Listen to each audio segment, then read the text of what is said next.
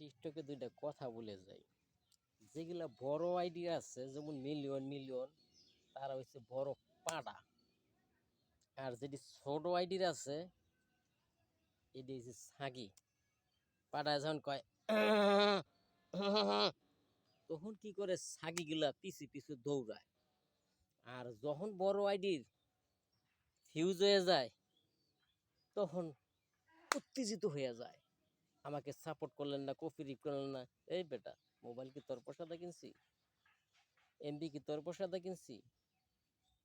আমার মন চাইলে সাপোর্ট করবো, মন না চাইলে করতাম না। তুই ওই যে উপরে উঠছিস না, বড় আইডি হয়েছিস না, তুই এমন কর। আমরা ছোট আইডির এখন বুঝছি, তখন সাপোর্ট দেবো না। তখন আইডি ফিউজ হইলে ছোট আইডির কথা মনে পড়ে বছরে একবার, যে ভাই আইডিটা ফিউজ হয়েছে একটু সাপোর্ট করে দিন। এ বেটা, তোরা করতারস না, আমার সাপোর্টের কথা কস।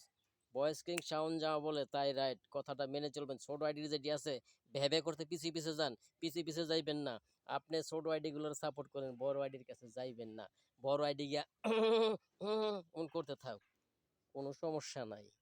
বড় আইডি গেলা উপরে উঠে, হ্যাঁ এক কিনে মনে করে আসমান উঠে গেছে, যখন আইডি ফিউজ হয় তখন আপনাদের ছোট আইডি গেলে ডাকে যে আমাকে সাপোর্ট করেন। কোনো সময় করবেন না। Voice king sound right.